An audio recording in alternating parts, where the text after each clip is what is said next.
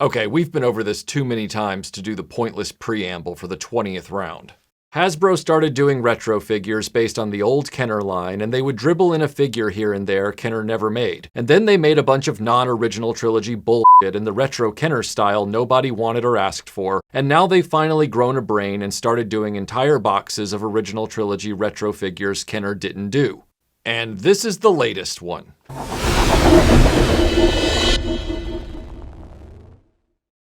I'm gonna call this one the Antilles box, because they decided it should come with Wedge Antilles and Captain Antilles. I'm slightly disappointed it didn't also come with Bail Antilles of Alderaan to complete the trifecta. We'll kick this off with the main event, Yavin Ceremony Princess Leia. As if they couldn't have done worse than the Yavin Ceremony Luke in the previous box, someone at Hasbro said, "Hold my blue milk," and delivered a hideous face sculpt with misprinted eyes and legs of different lengths that don't even seat correctly in the joint.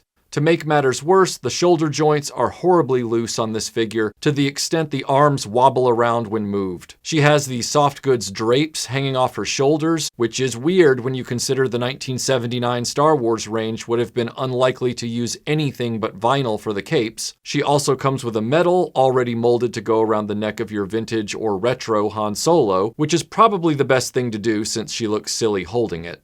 The retro Han Solo was a big head Han, so that's why I used the big head variant of vintage Han in this image to give you a close idea of what the retro Yavin trio looks like. Don't at me in the comments over that decision. Dorks. Hopefully they'll never waste a figure slot making a Yavin Han, since he's just the same Han with his shirt closed at the collar. Insofar as Leia is concerned, trying to get one with a decent face will be tough, since these are blind box items essentially. Unless you pay a massive premium for one separated from the box that you know has a decent face, it's always gonna be a gamble. And even with proper face paint, she's still hideous. What? Next up is Wedge Antilles, a figure Kenner kids have wanted for decades. Firstly, can we agree Hasbro needed to drop the retro collection stickers from the card back at this point? They already have retro printing on the back of the cards. Having this big sticker on the front was always stupid, and the Wedge card back proves it. His entire face peeking over the sticker like he's Wilson from Home Improvement. It's some of the worst marketing design I think I've ever seen.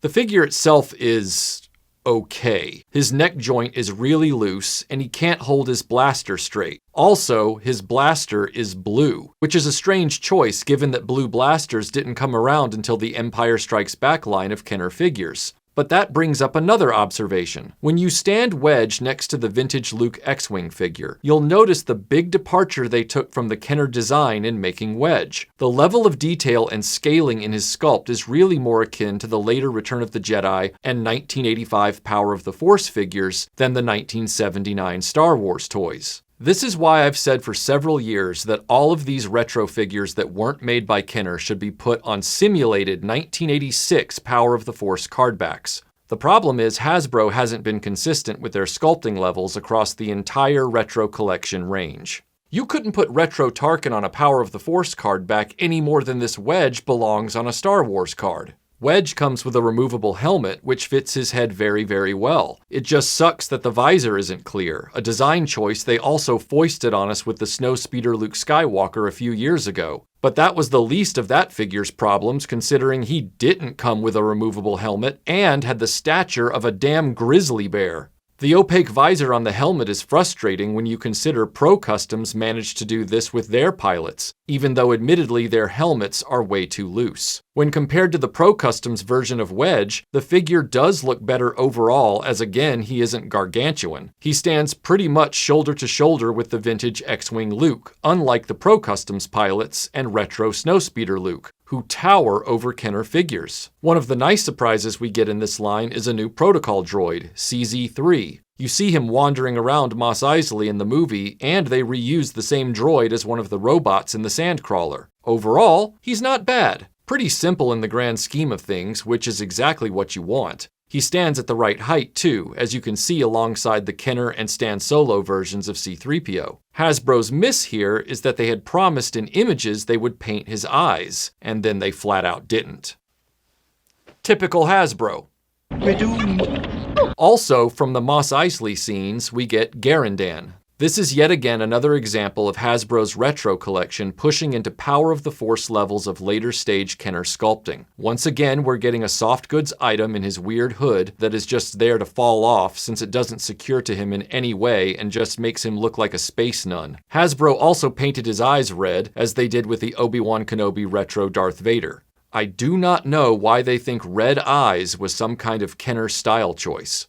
Hasbro decided to give him the Kenner robe legs, but in a strange twist they tried to split the difference and show the robe parted to reveal his legs and boots, but because it's all still one piece, it gives off a strange 3D printed vibe. He comes with the Walrus Man blaster that was previously released with Dr. Evazan from last year's retro figure box, and a small communicator. This is where the Stan Solo approach to Kenner Star Wars proves its worth yet again. Not only does the Stan Solo version of Garindan forego the pointless blaster and give Garindan a reuse of the Cloud Car Pilot communicator accessory to keep with that pure Kenner style, it has that Kenner level of uncanny valley in the design concept for the Tatooine aliens, where the reference material was scant, so Kenner had to make up what they couldn't see. As a result, the Stan Solo Garindan not only has the vinyl cape, but a body design that meshes nicely with the other Kenner aliens far better than the retro collection Garindan. Where the rivalry between Stan Solo and Hasbro gets even muddier is with the astromech droid in this set, R4M9. This is the droid from the blockade runner that gets marched off to captivity with all the rebel troops. Hasbro's interpretation of this droid is admittedly really nice, and in terms of the green striping is as my mind's eye has seen it all these decades, a green that edges toward brown. The figure has a really nice sticker design, and they even included a removable third leg that's design was inspired by the third leg from the Kenner Droid Factory version of R2. What sucks about this is how Hasbro didn't offer this third leg for the actual retro collection R2-D2, and because it's part of a box set, grabbing multiples of this droid to get this leg, because it actually does fit the vintage Kenner R2 units, will be a nightmare for collectors who want to have this option for vintage R2 figures. Which means the fan-made leg option still reigns supreme. When compared with the Stan Solo version of R4M9, who also came with a third leg accessory, you can immediately see the wide interpretation surrounding M9's shade of green, as Stan Solo's is far more primary. Stan Solo's also modifies the sticker design to match the on-screen layout of the panels and striping, while also giving the droid a slight off-white color to match the on-screen droid, who does appear to have a different body color than R2-D2. The Hasbro version also has a level of detail with the sculpting of the head that arguably makes it look more 1985 Power of the Force than 1979 Star Wars level. But that's simply a cardback debate, not a debate about the Kennerness of this figure. Overall, I would say the Hasbro version, due to the more green-brown striping, wins preference over the Stan Solo figure here. However, I wish the Hasbro M9 had the more off-white body at the same time, and that it had been presented on a Power of the Force cardback. Lastly, we have Captain Antilles. Like Wedge, he comes with a blue Kenner-style accessory, this time a Bespin blaster, which is in fact the correct Rebel Trooper blaster for him and the Fleet Troopers. When compared to the Rebel Fleet Trooper that was sold in the previous box, Captain Antilles is miles superior, but his face sculpt does make him look like he's going to throw up. Overall though, everything about his head and helmet sculpt, and especially his stance, is so much better than the awkward Fleet Trooper. It's definitely a step up from the Pro Customs Captain Antilles, which, while a decent result in its day, exhibits that lurch stature that makes no sense in a Kenner aesthetic. I don't have any of those retro Fleet Troopers to show you at this point. I did not keep them. So instead, I'll show you Captain Antilles next to the excellent Stan Solo Fleet Troopers. Putting him alongside these guys helps minimize his mediocre face sculpt. But like Wedge, he cannot hold his blaster straight, which is a ridiculous oversight. Yes, a number of Kenner figures had the crooked blaster issue, but many did not, and Hasbro should not be repeating that quirk here in a group of modern creations. So the final verdict here is a Leia that should be binned right alongside the retro Yavin Luke, an awkward Power of the Force Garindan, a Captain Antilles that improves the situation another degree, but we're still not quite there yet, a Wedge that's largely adequate, and the droids you were looking for.